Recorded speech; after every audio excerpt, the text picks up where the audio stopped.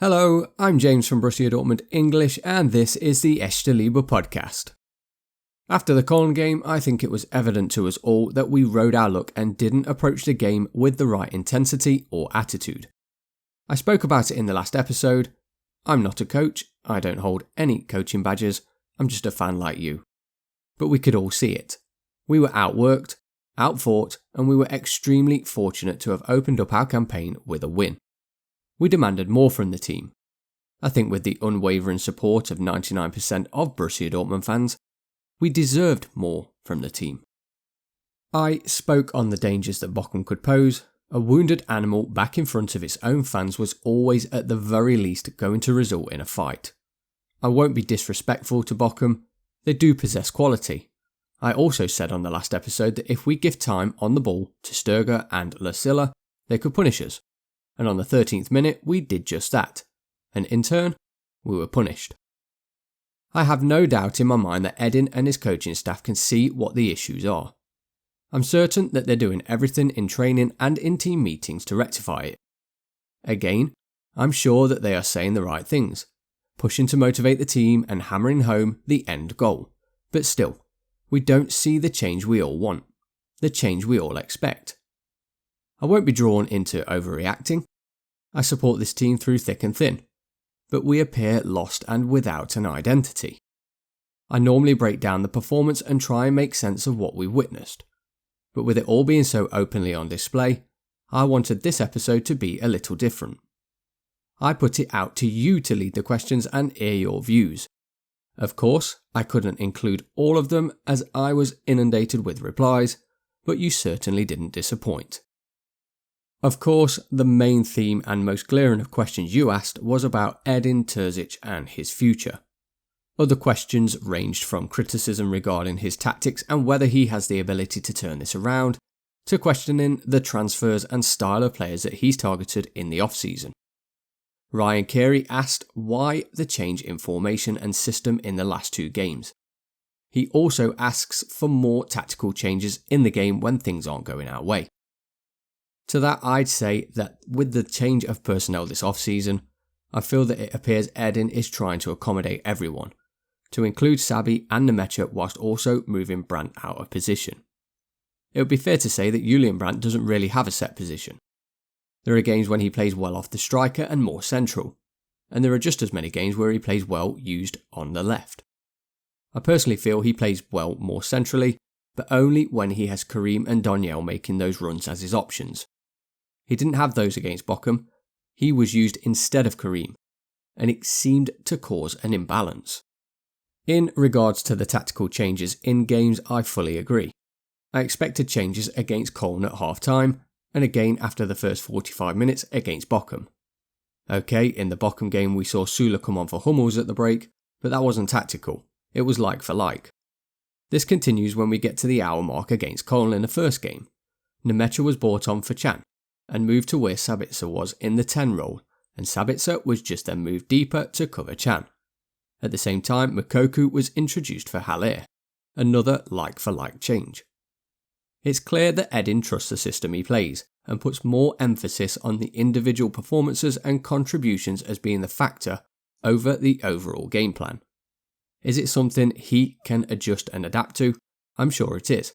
And in time, I hope that he can learn how the new players respond to different challenges they face and make those all-important decisions sooner. Moving on now to a huge predicament the club faced during the off-season, and this question comes from David Finley, who quite simply asked, why wasn't a replacement for Jude Bellingham found when it was obvious that he wasn't staying?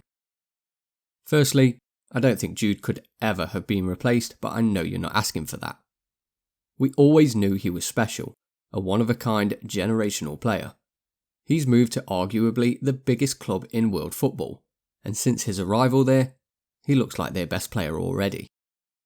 If that's the case, and I'm not saying he is, but some would argue that in his position, he's now the best player in the world.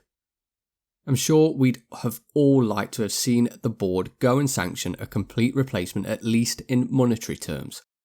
And what I mean by that is to go out and spend the €100 million on one player. Someone that could walk into the side and at least play that role that Jude did in his time here. Instead, they chose to replace him with two players in Marcel Sabitzer and Felix Nemecha. The latter of the two matched the player profile of Jude from a physical standpoint.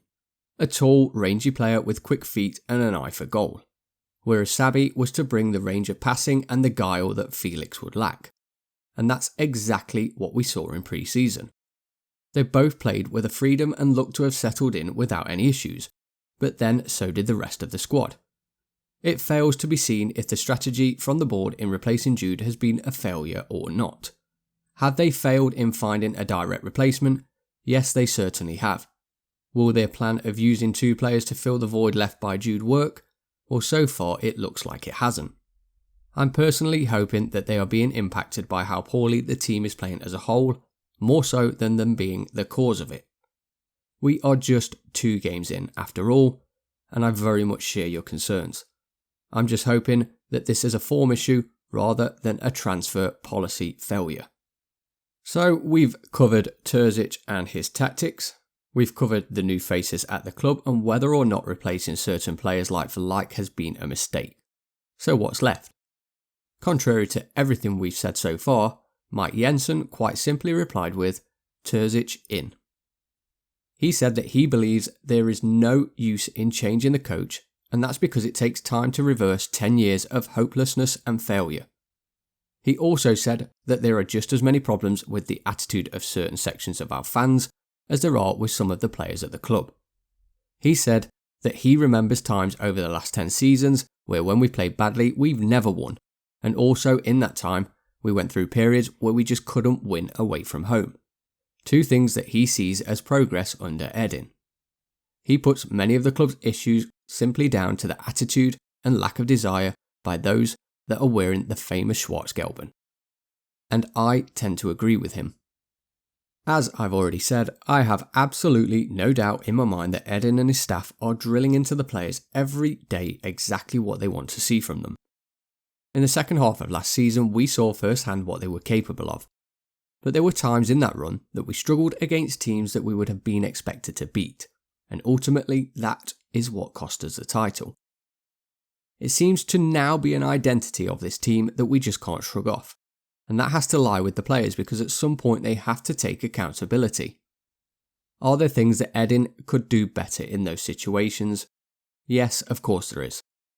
But he can't make them run, he can't make them fight. Once they cross that white line, that solely lies on their shoulders. Is it that we have an identity crisis? Well, if so, I don't think that's Edin's fault either. I think that stems from the moment that Jurgen Klopp left, and it's been a problem under every single manager since. But at some point, we have to give someone the time to mould and shape this team and this club moving forward. The club has decided that that time will be given to Edin Terzic. Watzke made that very clear when he all but announced that for now he sees him as unsackable. I've been attacked recently when I've referred to stats to back up a point of view or an opinion I've shared, and although I know stats can be very subjective at times, I'm going to share some now, but also keep them in perspective. The first one is, as of now, Edin Terzic has a higher points per game average than Jurgen Klopp did with his time in Dortmund. The perspective comes in when we can see that Klopp was in charge of Dortmund for over 318 games, whereas Edin has only been in charge for 49 games. For Edin to keep his points per game average as high as he has for over another 275 games would certainly be some feat, and admittedly, unrealistic. Now, there's another view or perspective to look at, and that is that Jurgen was manager of Mainz for 7 years before coming to the Westfalenstadion. He spent 269 games as a first-team coach before he ever took his first training session with his new Borussia Dortmund squad. The experience that he gained with Mainz was invaluable, and he had to suffer many setbacks before he finally achieved his goal there. This is something that Edin hasn't had the pleasure of being able to do, and at times it's glaringly obvious. What Edin has done in his season and a half is win the DFB Pokal, and get within goal difference of winning the Bundesliga title for the first time in 11 years, or again, since Jurgen Klopp was here. You may ask why I keep referring to the past. Jurgen was an enigma, a whirlwind and a one-of-a-kind, and those times are now gone. But the reason why I'm looking at the past is not because I'm stuck there and need to move on. It's more that I look at the mistakes that have to be made and the lessons that need to be learnt to become the base of building something truly special. As frustrating as it can be, I think the club are right and we ride this out. We are 2 games into a new season and have taken 4 points from a possible 6. We face yet another team we'll be expected to beat on Friday night, and I believe we'll do just that. The players' confidence being low isn't a surprise given what happened on the last day of last season. But given time, that feeling of heaviness and disappointment will lift. And that's when I think the shackles will be off and we'll start to see the free-flowing, attacking Borussia Dortmund that we are all longing for. If you have managed to get this far in the show, then I'd like to say a huge thank you. Make sure that you hit that subscribe button, and if you want to support the show, you can become a Borussia Dortmund English member via the Patreon page. And this really does make a difference, so again, thank you. I'll put all of the links below, but for now, I'll see you all on the pages over the week and weekend. Take care everyone, and thank you for tuning in to the Echte Liebe podcast.